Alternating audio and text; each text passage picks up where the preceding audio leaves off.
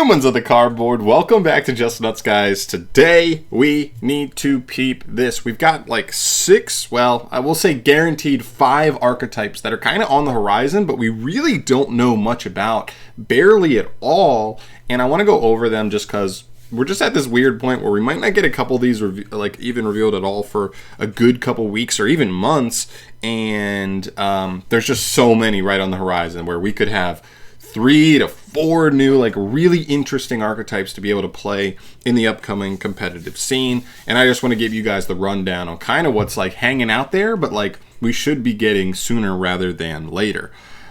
Let's just go in chronological order though. Starting off here, very soon we're going to get Photon Hypernova, which the OCG has already had for like over 2 months. But for our purposes, we're actually most interested in the TCG exclusive archetype Gold Pride. We only have 1 card revealed because they'll do this. They'll reveal like the promo card for them. It ends up being Gold Pride Leon. It looks like a really good card. It's got a decent extension effect. It's got a +1 effect that gets you a card back from grave, and it gives you the ability to do a quick synchro summon on the opponent's turn. And it's a tuner. So there's kind of a lot going on here. It's a rota target. It's a warrior. There's kind of a lot of good stuff to be said right about the archetype here. He does also lock you into Gold Pride monsters from the extra deck. The turn he used the effect to, I think, add something back from grave or special summon a Gold Pride from grave. It's kind of a downside, but like, I don't know. This archetype can go a ton of different ways. Obviously, it looks synchro driven at this point. I mean, it's pretty obvious. We'll see where it ends up, though. I mean, I think as far as world premiere cards go, showing off the first card, this card looks like better than like almost any monster in the entire War Rock archetype. And I kind of feel bad saying that, but I also kind of don't, because I know a lot of people love War Rock and they hate it when I make fun of them. But listen, tell me a monster that's like straight up better than Leon. But you guys have like 2 or 3 spells that are really interesting, that are pretty good. But like the monsters in that archetype are just god ass. They're just such unbelievable ass overall. It's unbelievable. So I'm very hopeful. I mean, we're going to get 6 more cards revealed here in probably the next 2 or 3 weeks when we actually get the content creators opening up the new set.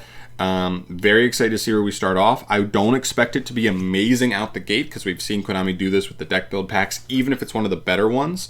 We're still going to get another 7 cards most likely in the following set in Cyberstorm Access. So just keep that in mind when they do the reveals for Photon Hypernova. If the deck isn't wild out the gate, just keep in mind 7 more cards in the next set can do a lot of damage. But just looking at the first card, it gives me the most hope I've had since B-Trooper for a TCG exclusive. I know B-Trooper didn't end up getting like an amazing follow-up wave of support, but I do think it was like tier 1 for a second. So I think that's more than enough. So yeah, first one is Gold Pride. Moving on from there, we move to, actually, I think technically Maze of Memories would be next. Sorry, I had the deck build pack there. Let's go to Maze of Memories here. The main thing we're really looking at here is the new Gate Guardian cards, right? Says it right here. One of the aspects of this deck is introducing a new world premiere cards, world premiere cards that revitalize the Paradox Brothers Gate Guardian strategy, including new fusion monsters that use the 3 classic Kazejin, Suijin, and Sangha of the Thunder. Very, very interested to see where we end up here. This is a set that is not very big, only 67 cards. It seems to have mostly imports, not a ton of actual new cards. In fact, these might be the only actual new cards that aren't just like imports from the OCG in the entire set. And because of that, and because it's a smaller set, I'm kind of sitting here and going like, they kind of really are going to want to make these cards enticing. Now, they don't need to be as good as a Shizu's Fairies, for instance. But if they're like a competent archetype, I'd be very excited. And so I think they have all the reason in the world, because I think if the Gate Guardian cards are like straight flops, like unplayable, it doesn't even have to be a generic engine like the Ishizu cards. Like if it's just like even if it's its own deck, but it's like actually decent, I'd be like, that's a win. That's a win because it's so anime based. A lot of people are going to be about it because of that. And then also making like an old classic Gate Guardian card that we've looked at for so long and said, man, this card's never going to be playable. That one's not, but we'll just make one that is. So very excited to see where they end up here. I think they have a lot of reason to make it at least decent. Doesn't have to be broken, but keep in mind, this is coming out in the TCG March 9th. So we are less than 2 months away. In fact, we're like 7 weeks away from this coming out, which, we should be getting probably some reveals. It is a TCG exclusive set, so maybe we won't get it until like people actually start opening the set, but very excited to see what they do. I really do think like that could be a good one there. Which brings us to the deck build pack, Wild Survivors. This is the second deck build pack of the year. I actually just made a video kind of talking more about these specifically, so I won't spend a ton of time on it, but just keep in mind our 3 new archetypes are Transcendrake, a new dinosaur archetype. Biggest thing with this one is just keep in mind all the amazing dinosaur support cards we already have. Fossil Dig, Oviraptor, Miscellaneousaurus, Ultimate Conductor Tyranno, Double Evolution Pill. Like, you can look at those 5 right there are like enough, and there's even other ones that, depending on how specifically the cards shake out in this archetype, could see play as well. Very interesting just because of that setup, that they already just have kind of half an archetype built without even having any cards released, is really good. Vanquish Soul, this one we don't really have any idea on. We don't know if it's type based, if it's attribute based. It says they use special attacks using the power of attributes, so I don't know if that's going to be kind of like a Plunder Patrol thing where like Plunder has to like tag into a monster that's the same attribute as your opponent, stuff like that. I have no idea. It also kind of makes me think of like the element monsters from like way long ago that said like, if you control a fire monster, this card gains 500 attack. If you control a wind, this one deals piercing. Like very small effects, but maybe this deck has cards like that where depending on what attributes you pair on the field with them, they gain bonuses, and as long as they're legit bonuses, could be interesting. But we'll have to see there. But this one definitely has the most wide open, like no idea what's coming here. And then you finish with a Ritual Archetype Nouvelles. Very interesting to see what this ends up being.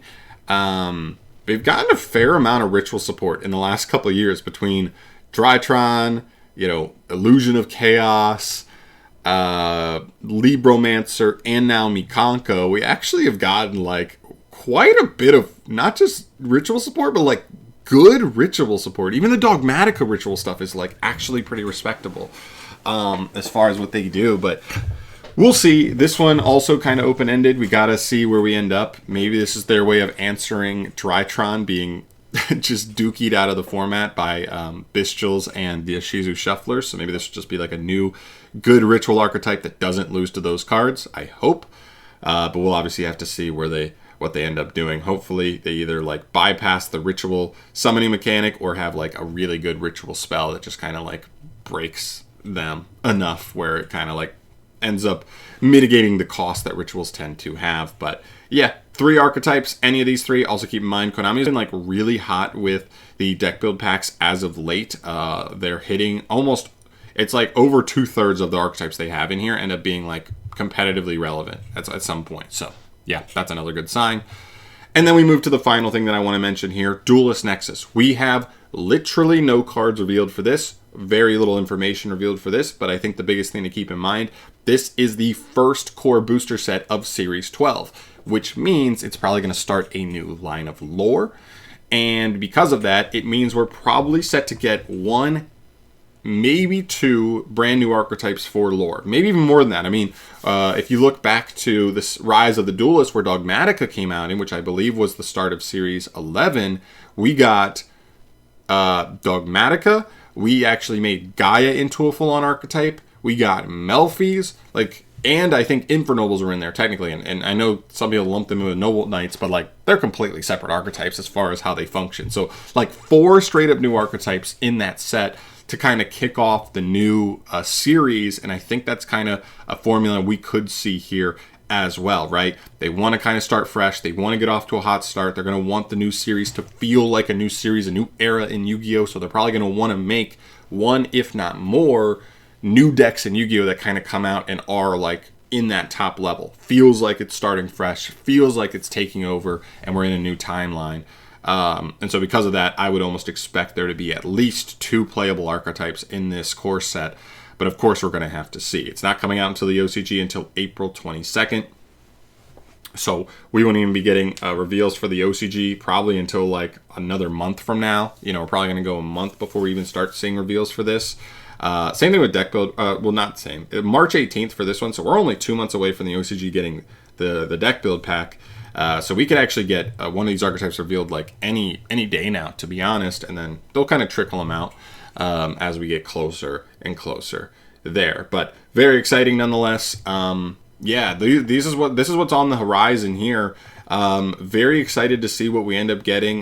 You know, 2022, I feel like all things considered was pretty good. And in the last couple months, been a little bit dry with like tier 0 format, but I do still think overall it was a pretty good year for competitive Yu-Gi-Oh! Hopefully we get the same, and hopefully it starts with some really good new archetypes to kind of get the groove going and really set the tone for the new year. But yeah, that's it for me here. You know, let me know your thoughts down below on any of these new archetypes. If there's anything in particular that has caught your eye that you're most excited for, let me know your thoughts down below on what that is and what you're kind of hoping to see there.